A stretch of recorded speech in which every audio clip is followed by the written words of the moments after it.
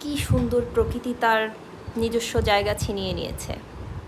এটা একটা অনেক পুরানো মন্দির, যেটা বাংলাদেশের মাদারীপুরের রাজৈর গ্রামে অবস্থিত।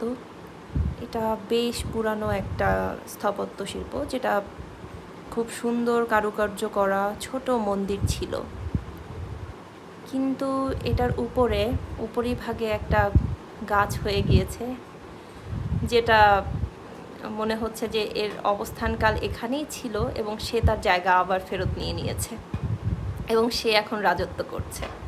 এটা একদম নীরব নিরিবিলি পড়ে আছে, কেউ এসে দেখছে না,